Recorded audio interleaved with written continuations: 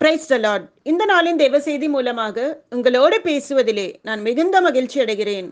இன்றைய தேவ வார்த்தை ஏசாயா 44 அதிகாரம் 21 நான் உன்னை உருவாக்கினேன், நீ என்னால் மறக்கப்படுவதில்லை. கிறிஸ்துவுக்குள் மிகவும் பிரியமானவர்களே, கர்த்தராகிய இயேசு கிறிஸ்துவின் நாமத்தில் உங்களுக்கு என் அன்பின் வாழ்த்துக்கள். நம்முடைய தேவன் நல்ல தேவன். அவர் நமக்கு ஆச்சரியப்படுத்தும் நன்மையான காரியங்களை வைத்திருக்கின்றார். நம்மை சுற்றி நடக்கின்ற காரியங்கள் நம்முடைய எதிர்பார்ப்பின்படி இல்லாததால் தேவன் நம்மை மறந்து விட்டார் என்று அர்த்தமில்லை. நம்மை சுற்றி இருக்கின்ற மக்கள் நாம் கடந்து செல்கின்ற வேதனைகளுக்கு, போராட்டங்களுக்கு ஒரு காரணம் உண்டு என்று சொல்லி நம்மை கஷ்டப்படுத்தலாம், வேதனைப்படுத்தலாம். ஆனால் அவைகள் மத்தியிலும் நம்முடைய உண்மைக்கு, நம்முடைய பிரயாசங்களுக்கு, நம்முடைய நம்பிக்கைக்கு நல்ல ஒரு பலனை தருகிற அருமையான ஒரு தேவன் நமக்கு உண்டு.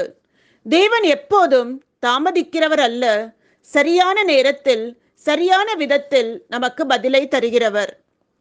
ஆம், தேவன் செயல்படுகின்ற நேரம் எப்போதும் சரியானதாகத்தான் இருக்கும். ஒருவேளை அது நாம் நினைக்கின்ற நேரத்தில் இல்லாமல் இருக்கலாம். ஆனால் நமக்கு உதவி தேவைப்படும் நேரத்தில், ஏற்ற நேரத்தில் கட்டாயம் அவர் நமக்கு இறங்குவார், அற்புதம் செய்வார்.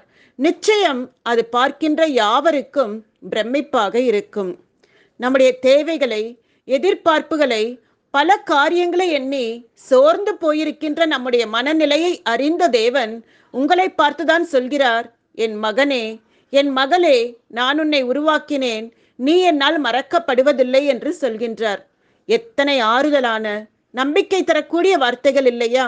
வேதத்தில் பார்ப்பீர்களானால் கர்த்தர் இஸ்ரவேலருக்கு கொடுத்த வாக்கு தத்தத்தை நினைவு கூர்ந்து எகிப்தியரின் அடிமைத்தனத்திலிருந்து இஸ்ரவேல் ஜனங்களை விடுவித்தார். லேயால் யாவரால் அற்பமாக எண்ணப்படுகிறதை நினைவு கூர்ந்த கர்த்தர் அவளை யாவரும் நினைக்கும்படியாக அவள் மூலமாக ஆசீர்வாதமான சந்ததி உண்டாகும்படி ஆசீர்வதித்தார். நோவாவின் உண்மையையும் நீதியையும் நினைவு கூர்ந்த கர்த்தர் நோவாவையும் அவர் குடும்பத்தாரையும் பெருவெள்ளத்தின் தீங்கிற்கு விலக்கி பாதுகாத்தார். தேவ மனிதனாகிய ஆபிரகாமிற்கு ஆகார் செய்த தியாகத்தை நினைவு கூர்ந்த தேவன் ஆகாரையும் அவள் மகனையும் தேவையுள்ள போது சந்தித்து உதவி செய்தார். எசேக்கியா ராஜாவின் நற்கிரியைகளை, அவர் தேவனுக்காக கொண்டிருந்த வைராக்கியத்தை நினைவு கூர்ந்த தேவன் மரணத்துக்கு ஏதுவான வியாதியிலிருந்து அவருக்கு சுகத்தை கொடுத்து ஆயுசு நாட்களை கூட்டிக் கொடுத்தார். எனக்கு அன்பானவர்களே, நீங்கள் நம்பியிருந்த மனிதர்கள் ஒருவேளை உங்களை நினைவில் வைத்துக் கொள்ளாமல் இருக்கலாம். சூழ்நிலைகளை பார்க்கும்போது நீங்கள் எல்லாராலும் மறக்கப்பட்டதை போல காணப்படலாம். இதோ இந்த வருடத்தின் கடைசி மாதத்திற்கு வந்துவிட்டேன், இதுவரை நடக்காதது இனிமேல் நடக்குமா என்ற சந்தேகத்தோடு நீங்கள் இருக்கலாம். அருமையானவர்களே, நமக்கு ஒரு அன்பான தேவன் உண்டு. அவர் உங்கள் மீது வைத்துள்ள அன்பிலே, கொடுத்த வாக்கிலே, உங்களை குறித்து வைத்திருக்கின்ற திட்டங்களிலே, நோக்கங்களிலே மாறாதவராக இருக்கின்றார். ஆதலால் இப்போது இருக்கின்ற சூழ்நிலைகளை பார்த்து கலங்காதீர்கள், சோர்ந்து போகாதிருங்கள். கர்த்தர் மேல் நீங்கள் வைத்திருக்கின்ற நம்பிக்கையை விட்டுவிடாதிருங்கள். கர்த்தரை விசுவாசியுங்கள், அவருடைய வாக்கு தத்தங்களை உறுதியுடன் பிடித்துக் கொள்ளுங்கள். எல்லாவற்றிலும் சீக்கிரம் ஒரு மாற்றம் வருகிறதை நீங்கள் எதிர்பார்த்து காத்திருந்த நன்மைகள் உங்களை தேடி வருகிறதை நீங்கள் நிச்சயம் பார்ப்பீர்கள். கர்த்தர் உங்களை ஆசீர்வதிப்பாராக. எனக்கு அன்பானவர்களே, இந்த வார்த்தை உங்களுக்கு மிகுந்த ஒரு ஆறுதலாக, ஆசீர்வாதமாக இருக்கும் என்று நம்புகிறேன். இந்த புதிய மாதத்தில் பிரவேசித்திருக்க உங்கள் வாழ்க்கையிலே தேவன் மேன்மையான நன்மைகள், அதிசயங்களை உங்கள் கண்கள் காணும்படி செய்வார். நடந்ததை, முடிந்ததை எண்ணி கலங்க வேண்டாம். நடக்காதவைகளை எண்ணி சோர்ந்து போக வேண்டாம். வாக்கு கொடுத்த தேவன் அவர் வாக்கு மாறாதவர். அவர் சொல்லியும் செய்யாதிருப்பாரோ? அவர் வசனித்தும் நிறைவேற்றாமல் இருப்பாரோ? ஒரு வாக்கிலே உண்மையுள்ள தேவன் உங்கள் எதிர்காலத்தை குறித்து, உங்கள் பிள்ளைகளை குறித்து, உங்கள் வேலையை குறித்து, உங்கள் தொழிலை குறித்து, ஊழியத்தை குறித்து அவர் வைத்திருக்க திட்டங்களிலே அவர் மாறாதவர். நிச்சயம் அவைகள் நிறைவேறும்.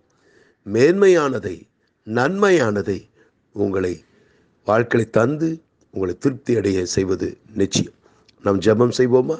கண்களை மூடி ஜெபம் செய்வோம். அன்பும் இரக்கமல்ல நல்ல தகப்பனே, இந்த வார்த்தைகளை நம்பிக்கையோடு விசுவாசத்தோடு கேட்கிற ஒவ்வொருத்தரையும் கரத்தில் வைக்கிறேன்.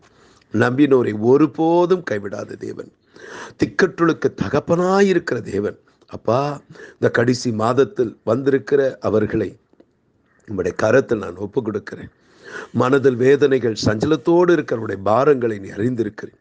அப்பா, நிச்சய முடிவு உண்டு, உன் நம்பிக்கை வீண் போகாது என்று சொன்ன தேவன், ஒரு அற்புதத்தை செய்யுங்க, ஒரு அதிசயத்தை செய்யுங்க, ஒரு மாறுதலை கட்டளிடுங்க. தான் எதிர்பார்க்காத விதத்தில் திருப்பங்களை, நன்மைகள் உண்டாகட்டும். ஆசீர்வாதமாக மாற்றித்தாங்க. மேன்மையான காரியங்கள் வாழ்க்கையில் செய்ய போகிறதுக்காக நன்றி. நீ வாக்கு கொடுத்தவர், நீ வாக்கு மாறாதவர் என்று நிரூபிக்கப் போகிறதுக்காக நன்றி. சுகத்தை தருகிறவர் என்று நிரூபிக்கப் போகிறதுக்காக நன்றி. மேன்மைப்படுத்துகிற தேவன் என்று நிரூபிக்கப் போகிறதுக்காக நன்றி. பெரிய காரியங்கள் செய்யுங்க.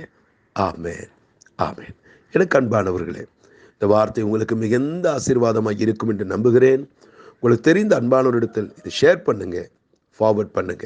அத்துடன் யூடியூப் சேனலை சப்ஸ்கிரைப் பண்ண மறந்து போக வேண்டாம். இந்த செய்தி உங்களுக்கு ஆசீர்வாதமாக இருந்தது அல்லவா? ஆதலால் லைக் பட்டனை கிளிக் பண்ணுங்க. மேலும் ஃபர்தர் அப்டேட்ஸ்க்காக பெல் பட்டனை கிளிக் பண்ணும்படி அன்போடு கேட்டுக்கொள்கிறேன்.